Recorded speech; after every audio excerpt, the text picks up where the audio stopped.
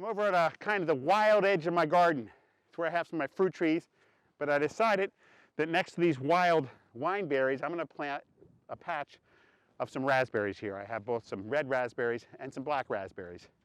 Raspberries are a great crop, but you know, they're floppy, they're thorny. Even if you get the thornless ones, they're hard to get to. So I don't mind this wooden backdrop here. I can use that as kind of a separation, and I don't care if they get a little wild here. I'm going to leave it as my bramble patch. But you're going to plant a raspberry plant, and these are 1-gallon pots, the same way you would plant a plant that was in a 10 or 15-gallon pot.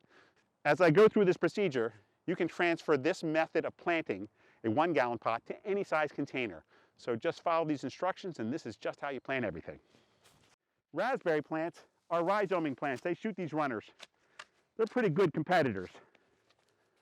You'll notice I've dug the hole about twice as wide as the pot, but only about the same depth of the pot. I don't want it any deeper than that. I'm going to take it out of its pot, and this is a heritage raspberry, a nice red raspberry.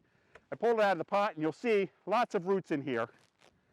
I'll take my knife. You don't need a knife this big. You can use just a little, you can almost use your fingers, and I'm going to do what I call score it, and that's cut the roots so they don't grow like they're in a pot anymore. It breaks that rhythm of growing in a circular fashion. And you'll see I'll take the bottom and I'll loosen that too. And you see they're nice and loose. Yes, I damaged it. Yes, I shocked it, but it needed that to get its roots growing outwards. Now I'm also going to take some of this bumper crop, and we do this with everything we plant. I'm going to grab a handful of that, maybe a second handful, and mix that with the soil I dug up. About a 50-50 mix. Fortunately, this soil is pretty rich. It's an area I use to compost. You can see there's earthworms in it here. I'll set it in the hole, making sure that it's no deeper than the soil around it, and I backfill. And then I firmly compress the backfill. Now I'm using my hands at first. Again, going no higher than it was in the pot. Now I'm going to use my feet. You need firm contact with that soil that you backfilled with, so that it's touching the roots that I just cut, so there's contacts and they can grow in. And then I'm going to sprinkle just a little bit of the garden tone that I use for the asparagus. And I just use a handful around there, and it's set. Now this area is clear of ground. Normally, I might say initially you might want to mulch around it.